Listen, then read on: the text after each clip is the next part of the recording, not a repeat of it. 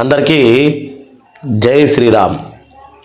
తెలంగాణ రైతన్నల కోసం కాంగ్రెస్ ప్రభుత్వం, కాంగ్రెస్ పార్టీ అంటే పార్టీ వేరు, ప్రభుత్వం వేరు. ప్రభుత్వం అంటే ప్రజల కోసం పనిచేసేది, పార్టీ అంటే తన కోసం తాను పనిచేసేది.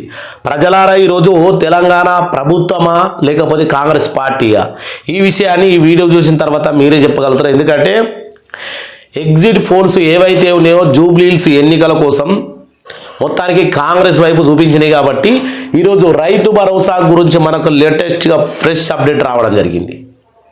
రైతు భరోసా కోసం, అలాగే ఆనాకాలం కొత్త పాస్బుక్లు ఎవరికంటే అంటే ధరణి ఓయి నుంచి భూభారతి వచ్చిన కాడి నుంచి ఎవరెవరికైతే రైతు భరోసా వాళ్ళేదో ఇప్పుడు యాసంగి సీజన్లో ఎకరము 2 ఎకరాలు 3 ఎకరాల వరకు ఉన్నోళ్ళకి చాలామందికి రైతు భరోసా డబ్బులు పడలేదట. వాళ్ళందరికీ పడతా ఉన్నాయట. మీరు ఏడికెళ్ళి దరఖాస్తు చేసుకోవాలి, వాళ్ళందరికీ కూడా మేము వేస్తాము. కానీ ఇవాళ మధ్యాహ్నం 12 గంటలకల్లా జూబ్లీహిల్స్ ఎన్నికల్లో ఎవరు విజేత, ఎవరు పరాజయం పొందుతారు అనేది కూడా మనం తెలుసుకోబోతా ఉన్నాం. ఒకవేళ అధికార పార్టీ గెలిచిందా, అది మనను మనం మోసం చేసుకున్నట్టు. ఎందుకోసం అంటే నేను చూపిస్తా. ఇప్పుడు తెలంగాణ ప్రజలకు మీరు ఈ వీడియోని చివరి వరకు చూడాలి. ఇగో 14వ తారీఖు 11వ నెల 2025 ఇవాళ వచ్చినటువంటి లేటెస్ట్ వార్త.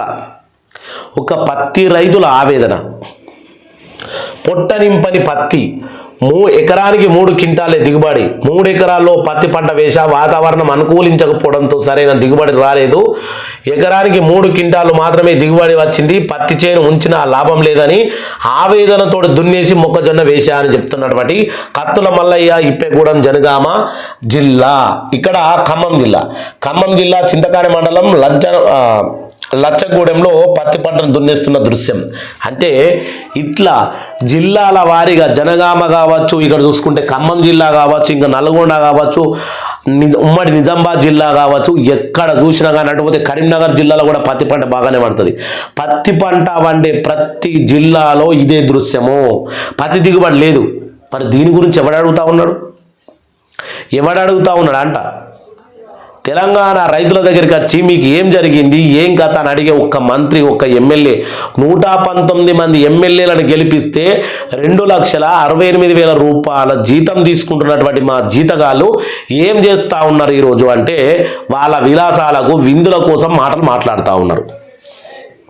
ఇగో దిగుబడి రాకపోవడంతో చేన్లు దున్నేస్తున్నటువంటి పత్తి రైతులు, ప్రయత్నాయంగా మొక్కజొన్న, ఇతర పంటలు. ఖరీఫ్ సీజన్లో పత్తి రైతులను ముంచినటువంటి అధిక వర్షాలు, దారుణంగా దెబ్బతిన్న పంట, దిగుబడి లేక ఎకరానికి 4-5 క్వింటాలు కూడా రాని వైనం.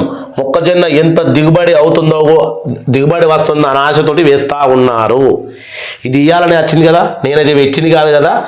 అయ్యా, ఇట్లాంటి రైతులను ఎవరు ఆదుకోవాలంట. వాడెవడో అజారుద్దీన్ అనేటోడు బెయిల్ మీద బయటకు వస్తే వాడిని మీరు ఎలా తీసుకున్నారు?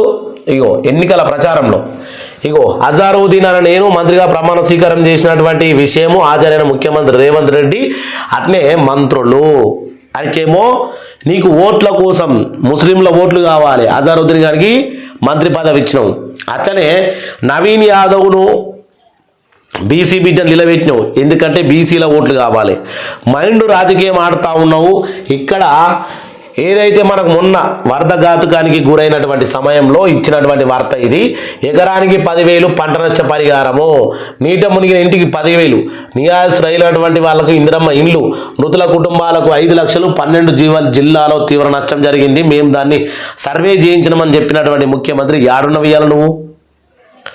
4,20,000 ఎకరాలకు ఎకరానికి 10,000 రూపాయలు వేసినవా? వేయాలని కోరుతా ఉన్నా. ఇప్పుడు రైతు భరోసా గురించి ఏమంటా ఉన్నాడు చూద్దాం రండి. ఇగో టీజీ రైతు భరోసా పథకం ద్వారా ఏడాదికి ఎకరానికి 12,000 రూపాయలు 2 విడతల చొప్పున రైతులకు పెట్టుబడి సాయం అందిస్తున్న విషయం అందరికీ తెలిసిందే.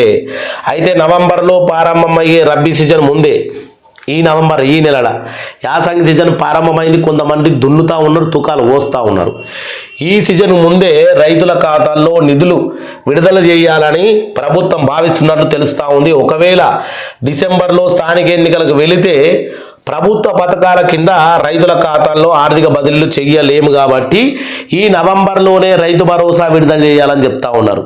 ఒకవేళ ఇవాళ కనుక కాంగ్రెస్ అభ్యర్థి గెలిస్తే జూబ్లీహిల్స్ ఎన్నికలలో ఖచ్చితంగా రేపు పొద్దుగాలనే క్యాబినెట్ మీటింగ్ జరుగుతుంది. మళ్ళీ రైతులకు రైతు భరోసా విడుదలని చెప్తారు. ఇప్పుడు ఇంకా మనం చూస్తే మీకే అర్థమవుతుంది ఇక్కడ కాంగ్రెస్ పార్టీ పనిచేస్తూ ఉందా, కాంగ్రెస్ ప్రభుత్వమా? ప్రభుత్వం అంటే గెలుపోటంలను పక్కన పెట్టి ప్రజల కోసం పనిచేస్తుంది. పార్టీ అంటే గెలిస్తేనేమో ఒక రకము, గెలవకపోతే ఇంకో రకము. ఇక్కడ ఎట్లా కనబడుతుంది అనేది మీరు కింద కామెంట్ చేయాలని కోరుకుంటా ఉన్నా.